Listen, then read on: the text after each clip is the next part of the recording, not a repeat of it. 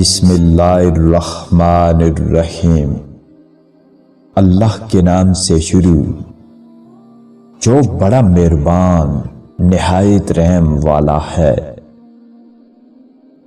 تندرستی پر صبر کرنا اور عزت سے رہنا اس دولت مندی سے بہتر ہے جس میں انسان ذلیل و خوار ہو۔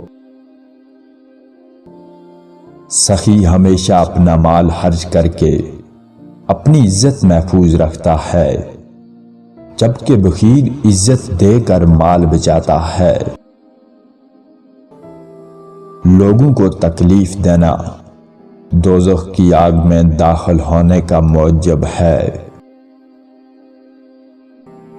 بے شک تیری عمر چند گنے چنے سانس ہیں اور ان پر ایک نگہبان مقرر ہے جو ان کو شمار کرتا رہتا ہے۔ بے شک تمہاری جانیں کچھ مول رکھتی ہیں، پس جس نے ان کو جنت کے سوا کسی چیز کے عوض فروخت کیا وہ بڑی مصیبت میں پڑا۔ برا آدمی کسی کو نیک گمان نہیں کرتا کیونکہ وہ ہر کسی کو اپنے جیسا خیال کرتا ہے۔ جو شخص اپنی قدر آپ نہیں جانتا تو کوئی دوسرا شخص بھی اس کی قدر نہیں پہچانتا۔ زمانے سے تجربات حاصل ہوتے ہیں اور دوستی نہایت قریبی رشتہ ہے۔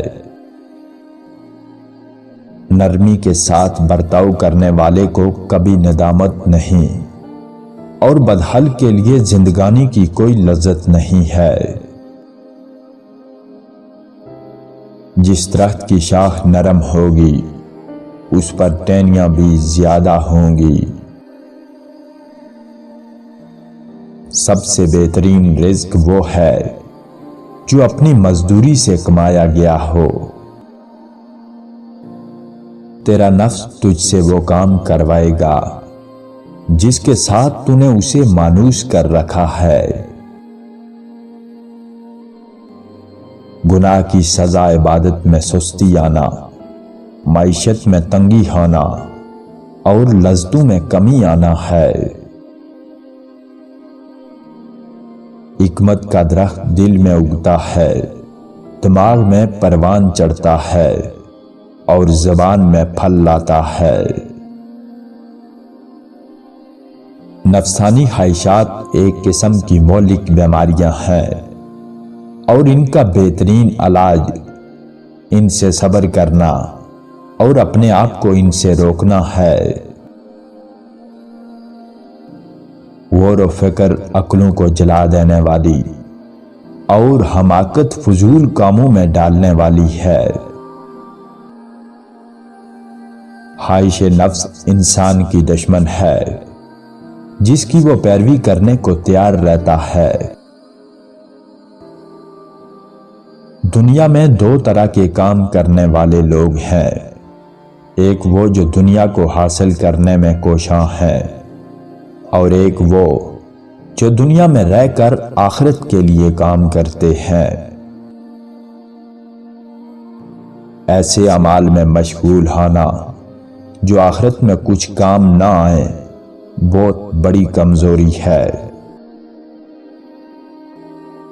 اچھا وہ ہے جو اچھے لوگوں سے دوستی پیدا کرے، کیونکہ آدمی کا وزن ویسا ہی ہوتا ہے جیسا اس کا دوست۔ سب سے برا بھائی وہ ہے جو خوشحالی میں تجھ سے ملاپ بڑھائے اور تنگ حالی میں تجھ سے جدا ہو جائے۔ سب سے برا شخص وہ ہے جو اپنے آپ کو سب سے اچھا خیال کرے۔ سب سے برا دغاباز بھائی وہ شخص ہے جو تجھے دنیا کے سمیٹنے کی طرف بلائے اور آخرت سے غافل کرے۔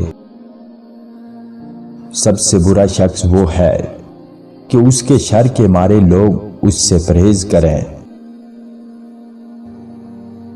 سب سے برا دشمن وہ شخص ہے جو نہایت دور اندیش ہو اور کمال اخفا کے ساتھ دعو اور فریب کرے۔